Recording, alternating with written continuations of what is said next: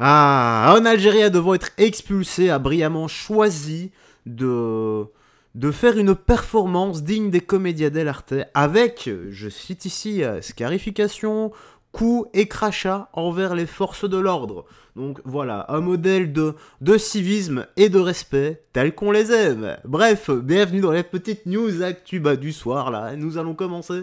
Mais avant ça, petit like et commentaire pour le soutien à la force et le référencement, let's go. On est parti, donc Rachid Chergui, donc c'est au CRA de Palaiseau dans le 91, donc Rachid Chergui, un Algérien qui devait être expulsé, s'est scarifié le corps avec une lame de rasoir avant de frapper les policiers et de leur cracher dessus. Bon bah ok, hein, voyons ça. Donc un Algérien retenu au CRA de Palaiseau dans l'Essonne et qui devait être expulsé ce dimanche s'est scarifié le corps avec une lame de rasoir et a été transporté aux urgences de l'hôpital de Saclay vers 11 h hier, indique une source policière. Il a ensuite... voir plus. Ah. Attends. Oh, je suis désolé. J'aurais dû regarder avant. Il a ensuite insulté, frappé les policiers, leur a craché dessus, c'est daté.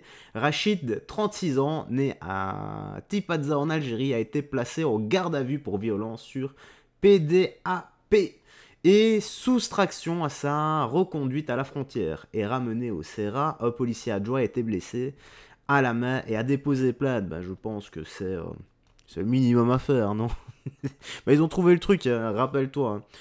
Au moment où ils doivent être expulsés, en général, ils font quoi? Ils se chient dessus et ils se badigeonnent de merde tout le corps, comme ça.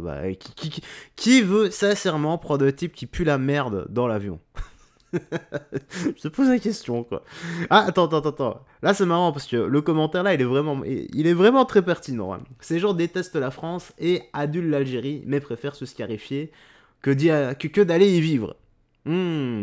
Ouais, je pense que c'est un peu criant de vérité, tout de même. Bon, allez, on a la suite. Vous êtes un peuple de barbares. Échange lunaire, un clandestin de la Gaîté Lyrique accuse les Français d'être des barbares, mais vient se réfugier en France. Bon, ok, je rappelle les migrants, les réfugiés de la Gaîté Lyrique. Normalement, il y a 80 ou 90% de mineurs qui disent, je crois que c'est ça. En tout cas, une majorité est mineure, oui. Ouais. Il y a des peuples, autour des cavernes, il y avait déjà des peuples. Là, qu'il y a un peuple barbare comme vous, les Occidentaux. Ça vous attire quand même la France, parce que vous venez ici, donc on n'est pas si barbare. Mais vous êtes barbare. Vous avez quitté votre pays pour venir ici, c'est parce qu'ici il y a quand même des talents, des qualités. Sinon vous pourriez rester, non? Mais c'est vrai. Il y a quand même des possibilités Non. ici. D'ailleurs, dans 10 ans, on se reparle dans 10 ans, et vous verrez que vous avez réussi, et vous serez très content. Mais la France offre des perspectives. Si vous voyez l'appareil construit, Les perspectives, c'est de les renvoyer dehors quand il fait froid. c'est pas de la France, pas de la France. La France a 4 types de ressources On l'a pas forcé naturelles. à venir, il a choisi de venir. Il n'y a pas de ressources ici. Mais s'il est venu, c'est parce qu'il ne peut pas vivre décemment dans son pays. Parce que c'est notre faute.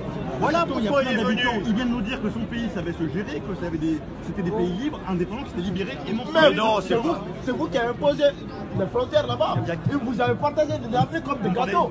La conférence de Berlin, qui a organisé cette conférence de Berlin? Ici, il y a des frontières, vous voulez quand Mais même. qui a organisé cette conférence de Non, mais Berlin? ça vous dérange pas qu'il y ait des frontières en France? Mais. Ah, dommage qu'il n'y a pas la suite. Bon, voilà. C'est marrant, cette dissonance cognitive. Et surtout, toujours les mêmes arguments. C'est tout le temps les mêmes méchants colons. Voilà, c'est à cause de vous qu'on ne sait pas vivre décemment. Et ce qui me fume, c'est le mec quand même qui dit ouais, mais s'il vit ici, c'est parce que on a pillé son pays et que c'est de notre faute s'il peut pas vivre correctement. Écoute, on va te prendre au mot, voilà, c'est de notre faute, il faut s'excuser, commence déjà par montrer l'exemple, excuse-toi auprès de lui, et fais-le vivre chez toi, peut-être qu'il pourra, grâce à toi, voilà, il pourra mieux vivre, et tu t'excuseras également auprès de lui, comme ça, je pense que je vais m'arrêter là, parce que je suis en train de, avec ce genre de situation, totalement m'en mêler les pinceaux, tellement que ça part dans tous les sens. Il y a tellement d'infos, tu sais quoi, on va lire 2-3 commentaires. Donc si la France était vraiment un peuple de barbares, on ne leur demanderait même pas de partir, et ils seraient expédiés dans l'autre monde, séance tenante, ok. J'en peux plus de ce foutage de tête. Tous nous crachent dessus et nous détestent, mais ils viennent quand même. Bah ouais. C'est ce que je dis les gars. Ah, cette belle dissonance cognitive. Allez, on a quoi ici? Ceux qui dénoncent l'islamophobie et le racisme ont un commerce bien juteux. Ils se posent toujours en victime, mais ils oublient qu'il y a un racisme anti-blanc et que l'islamisme tue aussi, au lieu de rassembler, il divise. Je vais dire une chose aux personnes pour les mobiliser pour cette manifestation contre le racisme, c'est que le racisme malheureusement est toujours vivant, on le voit de part et d'autre de l'Atlantique, on voit à quel point les idées qu'on croyait refoulées s'expriment avec la plus grande des libertés, avec dans le plus grand des conforts, et je pense qu'aujourd'hui ce racisme menace non seulement les personnes qui en sont victimes, mais toutes les personnes qui tiennent vraiment à protéger notre patrimoine qui est les droits humains. Donc vraiment manifester, se mobiliser et montrer qu'on est là, qu'on est opposé, que c'est pas, que malgré la prévalence des idées d'extrême droite, il y a une énorme masse de personnes qui est prête à s'élever contre ces idées. Je vais dire une chose aux personnes pour les mobiliser. Toujours le même style de discours et surtout toujours la pleureuse, la gnognon et la carte, les gars, la carte, la politique de la victimisation. Il faut arrêter. Je suis d'accord sur un sens, c'est que il faut abolir le racisme. Le racisme, peu importe d'où il vient, peu importe la couleur de peau, etc. Le racisme ne doit pas exister. Pour le reste, s'il vous plaît, menez un meilleur combat. Menez un meilleur combat. Gauche, droite, milieu. Eux s'en foutent complètement de nous. Voilà, il faut travailler tous main dans la main pour vivre une meilleure vie, abolir le racisme, avoir plus de sécurité dans les rues et plus de pouvoir d'achat. Je suis certain que sur ces 3 points-là, on peut tous, absolument, tous s'entendre. Non ? S'il y en a qui me dit non, bah vas-y. T'as le droit de me dire non, de toute façon. Hein. Qui je suis, moi, pour que tout le monde me dise oui. Moi, je ne suis personne, et tu le sais, je le dis à chaque fois ici. Mes idées n'encagent que moi, tu peux être d'accord ou non. Et tu sais quoi ? Voilà, si tu trouves encore de meilleures idées, je t'invite à les partager dans l'espace commentaire. Et si tu n'es pas d'accord, je t'invite également à partager ta vision dans l'espace commentaire. Tu peux absolument tout dire avec sagesse et respect. Même m'insulter, tu peux. Voilà, c'est liberté d'expression sur la chaîne. Moi, je m'en tartine les burnes à l'ovomaltine, tu sais bien. On a quoi ? L'islamophobie n'existe pas. Inventée par les frères musulmans pour imposer l'islam.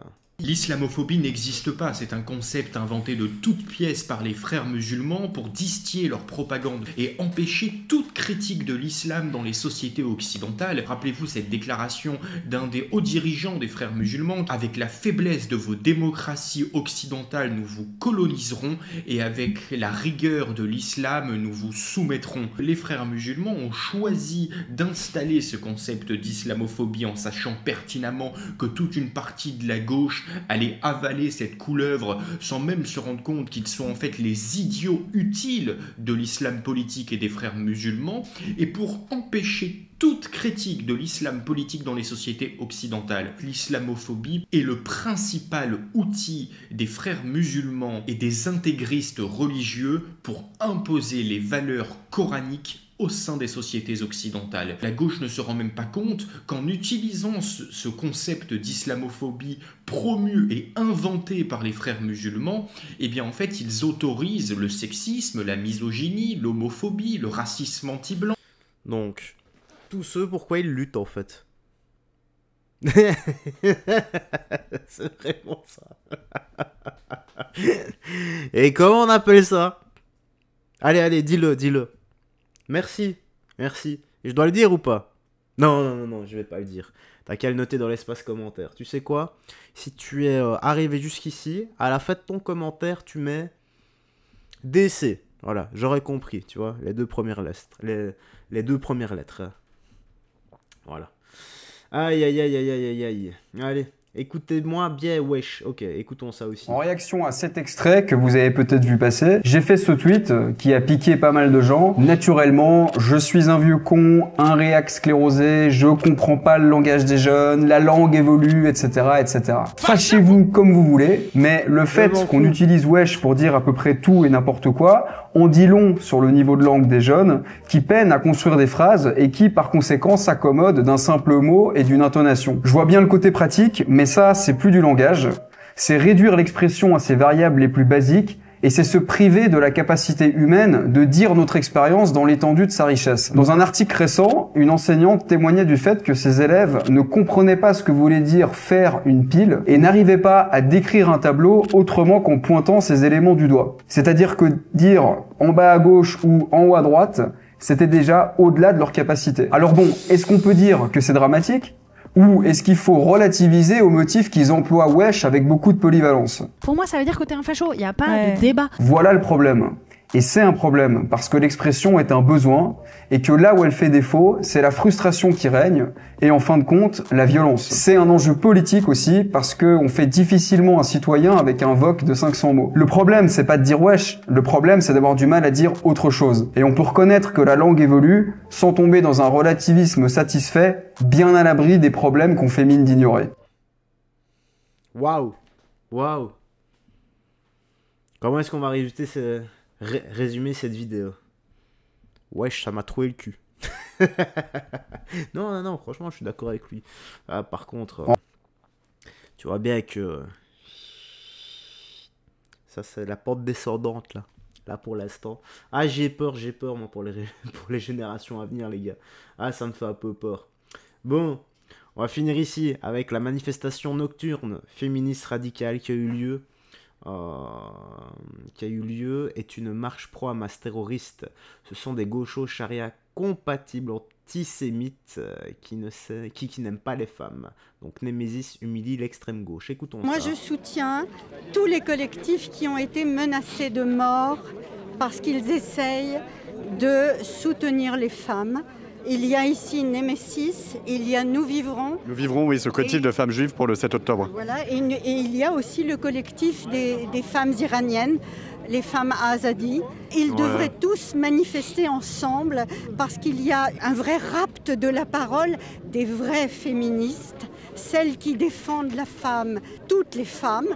Cette parole est raptée par ce qu'on appelle, moi, ce que j'appelle des pseudo-féministes, mais que Gabrielle Cluzel a trouvé un joli nom, elle a trouvé les tartues féministes. Oui, directrice de Boulevard Voltaire qu'on salue. Boulevard Voltaire, absolument. Et ces tartues féministes prétendent écarter, exclure toutes les femmes. C'est Bruno Attal ici? Ou c'est son sosie? La vache, il lui ressemble si c'est pas lui. Qui ne pensent pas comme elle. Je trouve ça scandaleux qu'on ait laissé cette manifestation nocturne avoir lieu. Le préfet Nunez et Retailleau l'avaient interdite. Ce vendredi soir, à la manifestation des féministes pro-palestiniennes. Non, c'est pro-Hamas, c'est pro des terroristes. Ce sont des gauchos charia compatibles antisémites et qui n'aiment pas les femmes. Et pourquoi est-ce qu'on les a autorisés? Parce que la Ligue des droits de l'homme, et mon Dieu, maintenant elle me fait vomir cette Ligue des droits de l'homme, et puis le comité d'action juridique ont obtenu qu'elle ait lieu. Et regardez, les gens ne déploient pas un seul drapeau français. Il n'y a que le drapeau jordanien, parce que le peuple palestinien n'existant pas, c'est le drapeau jordanien et le kéfier qui est enroulé autour de leur tête. Et là, vous voyez, on va défiler tout à l'heure, mais nous, on va défiler entourés de CRS et de policiers parce qu'en réalité, les vrais féministes n'ont plus le droit de défiler dans la rue de France. Et ça, c'est dramatique. Merci. On va vous suivre, merci beaucoup. C'est un très bon... on aime beaucoup Frontières. Merci, madame. Vous voyez la différence entre, à chaque fois qu'il interviewe des femmes de l'extrême gauche, pas toutes, mais 9 fois sur 10, c'est des bras d'honneur. Elles disent leur orientation sexuelle, que Frontières est d'extrême droite. Elles font des gestes obscènes et des insultes avec zéro argument. Alors qu'ici, les gars, on a 2 minutes et 7 secondes d'arguments non-stop. Merci, madame, bravo à vous. Et honnêtement, bravo. Voilà, c'est ce genre de discours qui manque. Et comme je le dis à chaque fois, les gars, et je l'ai dit encore tout à l'heure, il me semble, je suis certain qu'on peut tous s'entendre si on lutte contre le racisme, pour plus de pouvoir d'achat et pour plus de sécurité dans les rues. Tous ensemble. Il faudrait juste lutter tous ensemble pour ça. Allez, c'est là-dessus qu'on va conclure. Il y aura d'autres à ajouter. Tu me laisses tes impressions dans l'espace commentaire. Prends bien soin de toi, des gens que tu aimes. Et surtout, garde la foi, que Jésus-Christ te bénisse. Bye bye. Fais très attention à toi.